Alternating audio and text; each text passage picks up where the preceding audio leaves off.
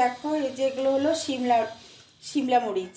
এই মরিচগুলোকে আমি বড়া করব, তোমাদেরকে দেখাবো বড়া আমি কিভাবে করি। দেখো আমি মরিচগুলোকে দেখো ভালো করে কিন্তু ধুয়ে নিয়েছি। ধুয়ে দেখো এবার এইভাবে আমি এই যে এইভাবে খালি কেটে নিচ্ছে এই যে। আর বোটাটা কিন্তু আমি ফেলবো না, বোটাটা থাকবে। এই দেখো এইভাবে এই যে দুটো ভাগ করে কেটে নিয়েছি। আর এইভাবে আমি সবগুলোকে কেটে নেব। এবারে আমি প্রেসার কুকারে জল দিয়েছি। এই যে দুটো আলু আমি সেদ্ধ করে নেব বড়া করবার জন্য। এবারে বড়া করবার জন্য দেখো আমি আলু সেদ্ধ করে নিয়েছি, আর এখানে টমেটো কুচি করে নিয়েছি, আর এখানে লঙ্কা কুচি আর ধনেপাতা কুচি আমি করে নিয়েছি। দেখো এবার আলুটাকে ভালো করে একদম চটকে নেব। আলু আমার ভালো করে চটকানো হয়ে গেছে। এবারে আমি এই যে ধনেপাতা কুচি, লঙ্কা কুচি আর টমেটো কুচি এসব দিয়ে সব কিছু দিয়ে আর একটু নুন দিয়ে স্বাদ মতন আর কি নুনটা দিতে হবে, দিয়ে ভালো করে মেখে নেব। দেখো খুব ভালো করে কিন্তু আমার মাখা হয়ে গেছে আলুর সাথে সব কিছু।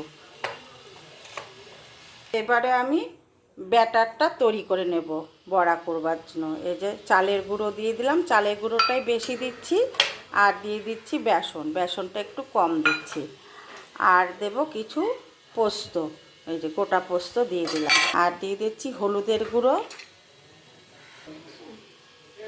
আর লবণ দিয়ে দিচ্ছি। দিয়ে এবার জল দিয়ে আমি ভালো করে ফেটিয়ে নেব।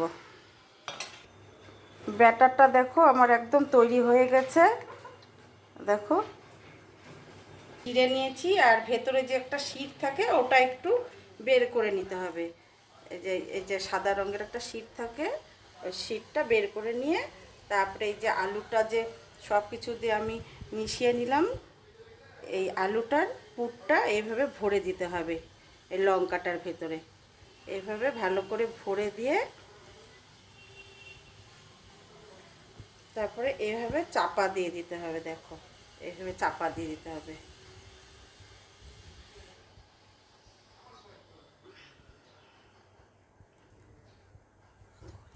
আর আমি কড়ার মধ্যে সর্ষের তেল দিয়ে দিচ্ছি। আমি সর্ষের তেলটাই বেশি ব্যবহার করি, তোমরা চাইলে রিফাইন তেলও দিতে পারো, যে কোনো সাদা তেল দিয়েও করতে পারবে। আর এবারে দেখো যে লঙ্কাতে পুর ভরলাম, সেটা এবারে যে ব্যাটারটার মধ্যে আমি এই পাত্রটার মধ্যে ব্যাটারটা ঢেলে নিয়েছি, কারণ এটার মধ্যে সুবিধা হবে, কারণ লঙ্কাগুলো ভীষণ লম্বা তো সেজন্য। এই যে এইভাবে ব্যাটারটাকে মাখিয়ে নিতে হবে, ভালো করে মাখিয়ে নিয়ে তেল কিন্তু কড়ার গরম হয়ে গেছে। দেখো এবারে আমি দেখো লঙ্কাটা এভাবে দিয়ে দিচ্ছি, যে এভাবে আমি ভেজে নেব ভালো করে।